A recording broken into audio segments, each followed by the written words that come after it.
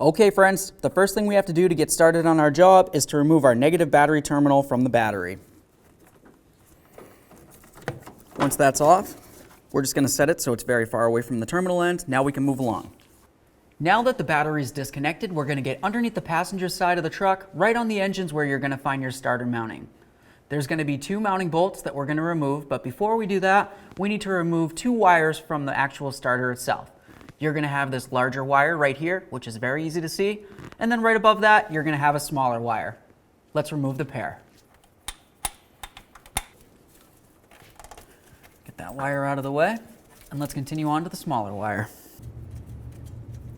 All right, that little wire off of there. Now let's move along to our 2 mounting bolts.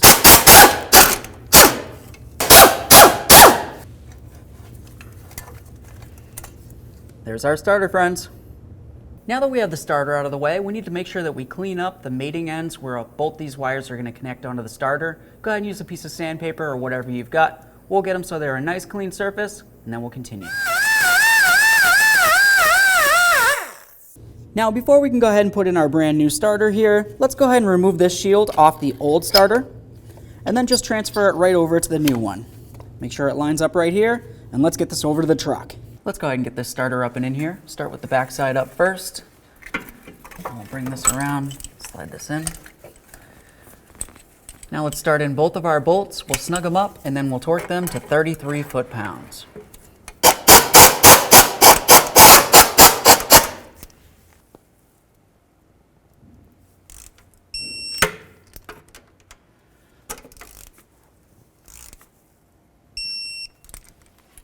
Just take these mounting nuts off of here.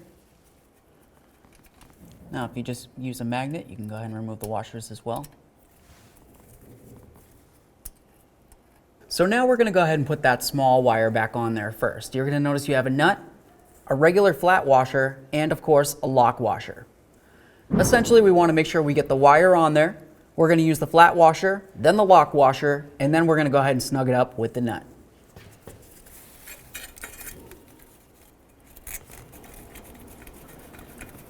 Okay, I've got that bottomed out. At this point, all we're going to do is just take it a tiny bit past that, but you want to be very careful not to over tighten this because it's a very small stud, and if you break it off, well, you need to go ahead and replace the starter again.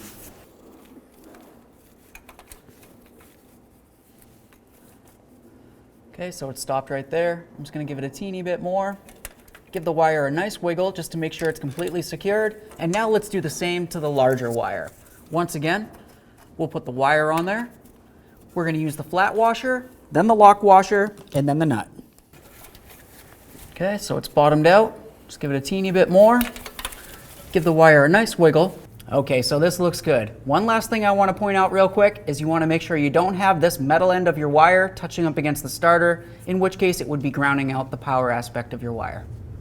So now let's just go ahead and reconnect that negative battery terminal. All right, so that's nice and snug. Let's give the wire a nice wiggle. Make sure it's 100% secured. Okay, friends, you got your starter in there. Great job. Now all you have to do is start up the truck, take it for a road test.